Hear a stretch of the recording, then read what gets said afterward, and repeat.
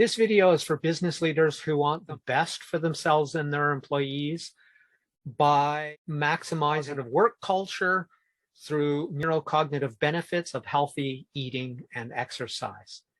Fitness and healthy eating strategies fit together like yin and yang. I won't really separate them in this video or really even talk about fitness as such, but they're kind of inseparable if you want sort of the best out of your health and your fitness, especially since challenging yourself with exercise bridges really well with the previous episode, which was Crush It Club 192, Be Ambitious by Habit. I will leave a link there and or in the description. And let's move on to the rest. So I don't think anybody really needs to be convinced anymore that healthy eating is healthy and moderate eating is good for you.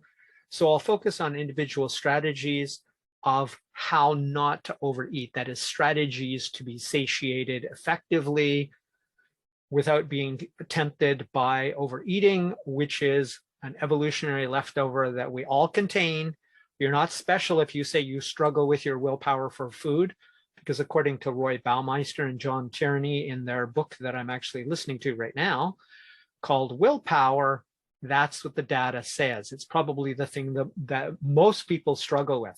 And if you think I don't struggle with it because I'm leaner than you, then you just need to own your own willpower in the same way I have. It's not easy, but it is doable.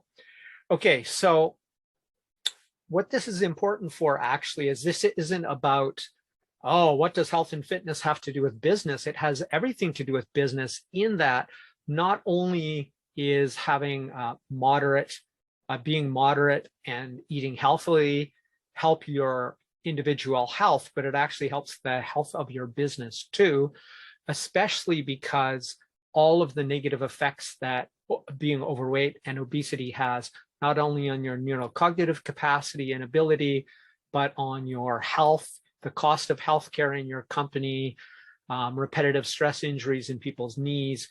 The list just goes on, and I have a link to an article that refers specifically to the financial implications of obesity in the workplace. So I'll leave you to that if you want to look at it. But let's start with why our evolutionary default is to overeat. It's actually really simple. Before everyone lived just minutes away from a fast food restaurant and a convenience store, of which I both live about 2 minutes away from myself, as recently as a few decades to no more than a few centuries ago, starvation was a real threat to the survival of our ancestors. So back then, when that was a concern, eating as much as possible every time there was food in front of you was an adaptive strategy that was a good survival behavior. Since they survived and had babies, who had babies, that's us, we also inherited these same not so healthy traits for a world full of abundance and energy and safety like no other generations in history have ever really seen. So why this is a concern and why you should be worried about this both for yourself and your employees is because the CDC says the obesity prevalence as of 2017 through March 2020, as measured by them, is 41.9%. And MedPage says that over 73% of US adults are overweight or obese. The obesity rate is up by half since last measured in 1999 through 2000 by NHANES data, indicates that nearly 10%, I believe it's 9.4% of US adults are currently severely obese, which immediately speaks to a lot of health problems that most of you are well aware of because somebody in your family is almost certainly obese according to the statistics.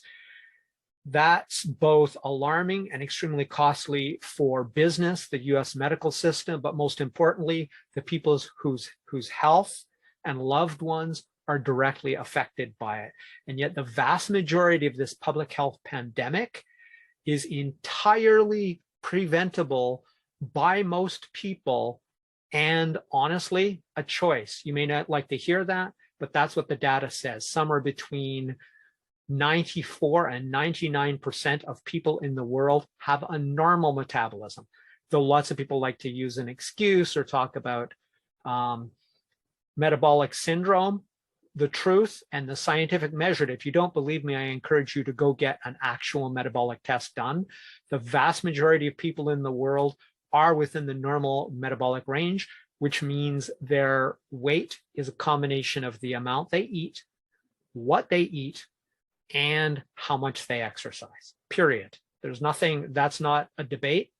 And you can check, you can talk about all sorts of different diets, but all comes down to bullshit. The best predictor, even by the glycemic index experts, is stated as the best predictor of weight gain and weight loss is caloric intake, period.